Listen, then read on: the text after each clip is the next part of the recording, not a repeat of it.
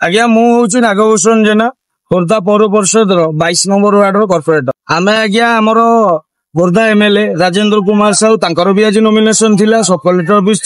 ମନମୋହନ ରାଉତରାୟ ଆମର ଯିଏ MP candidate ତାଙ୍କର ବି ହଉଛି ନୋମିନେସନ ଥିଲା କଲେକ୍ଟର ଅଫିସ। ଆମର ଶାନ୍ତି ଶୃଙ୍ଖଳା ସହିତ ସବୁ ଚାଲିଥିଲା। ଏ ଯୋଉ ଆମର ଅପରାଜିତା ମ୍ୟାଡମ ଯୋଉ ଇଏ ତାଙ୍କର ବି ଆଜି ନୋମିନେସନ ଥିଲା, ତ ଶାନ୍ତି ଶୃଙ୍ଖଳା ସହିତ ସବୁ ଚାଲିଥିଲା। ଇଏ ତାଙ୍କର ବିହାରୀ ଗୁଣ୍ଡା ଆଣିକି ଏଠି ଯୋଉ ଦାଦାଗିରି ଦେଖାଉଛନ୍ତି ଆଜ୍ଞା ସେ ଭୁଲି ଯାଉଛନ୍ତି ଯେ ଇଏ ହଉଛି ଖୋର୍ଦ୍ଧା ଲାଲ ମାଟି, ଏଠି ମାଟି ଚୁପୁଡିଲେ ରକ୍ତ ବାହାରେ। ତ ମୋ କହିବା ମତଲବ ଏଠି ଜୟ ଶ୍ରୀରାମ ନାରା ଲଗାଉଛନ୍ତି କଣ ପାଇଁକା? ଜୟ ଶ୍ରୀରାମ ଠାକୁର ହଉଛି ସମସ୍ତଙ୍କର, ଆମେ ବି ଜୟ ଶ୍ରୀରାମକୁ ମାନୁଛୁ। ତ ଏଠି ହଉଛି ଠାକୁରଙ୍କ ନାଁ ନେଇକି ଧୁଆଇ ଦଉଛନ୍ତି। ଏଠି ସେ ସବୁ ଜିନିଷ ଚାଲିବନି ଆଜ୍ଞା।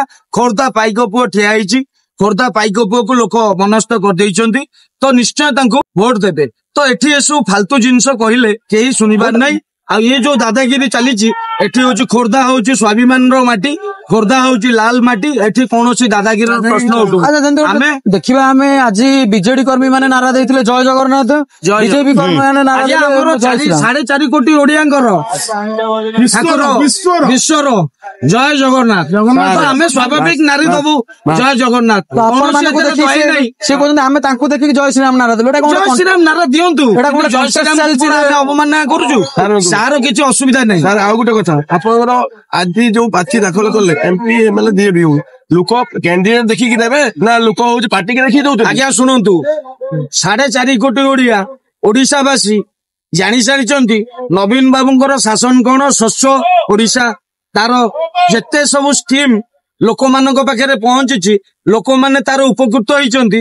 ତ ସେମାନେ ବର୍ଷକ 12 ମାସ ଉପକୃତ ହଉଛନ୍ତି। ଆଜି ଆପଣ ଇଲେକ୍ସନ ଆସିଗଲା ବୋଲି ତମେ ମୁଣ୍ଡ ଦେଖେଇଦବ ଏଇ ଯୋଉ 500,000 ନୋଟ ଚାଲିବନି ଆଜ୍ଞା। ଏଠି ହଉଛି ବର୍ଷକ 12 ମାସ ନବୀନ ବାବୁ ଲୋକମାନଙ୍କୁ ତାଙ୍କର ହକ୍ ମୁତାବକ ପ୍ରାପ୍ୟ ଦଉଛନ୍ତି। ଯାହାକୁ ଯାହାର ଦରକାର ସବୁ ଜିନିଷ ତାଙ୍କୁ ଯୋଗେଇ ଦଉଛନ୍ତି, ଜନ୍ମରୁ ମୃତ୍ୟୁ। ଆଉ କୌଣସି ଲୋକର କଣ ଦରକାର? ତ ଏଠି ହଉଛି ଦିନ ମଜୁରୀର ଯାହା ହକ୍, ବଡ ବଡିଆଙ୍କର ତା ହକ୍। ତ ଏଠି କୌଣସି ରାଜନୀତି ଚାଲିବନି, ଏଠି କେବଳ ନବୀନ ବାବୁଙ୍କର ହଉଛି ସ୍ୱଚ୍ଛ ଓଡିଶା ଚାଲିବ, ଭାବିବାରେ କିଛି ନାହିଁ। କଣ ଭାବୁଛନ୍ତି କିଏ ଆପଣ ଷ୍ଟାଣ୍ଡିଂ କରିବେ ବୋଲି? ଷ୍ଟାଣ୍ଡିଂ କରିବେ ମାନେ କିଏ ଲିଡ୍ କରିବେ? ଏଠି ଓଡିଶା ବଞ୍ଚାଅ ବିହାରୀ ହଟାଓ ଏ ନାରା ସମଗ୍ର ଭୁବନେଶ୍ୱର ନିର୍ବାଚନ ମଣ୍ଡଳୀରେ ଚାଲିଛି। ତେଣୁକରି ୟାକୁ କୌଣସି କେହି ବି ଅଟକେଇ ପାରିବେନି।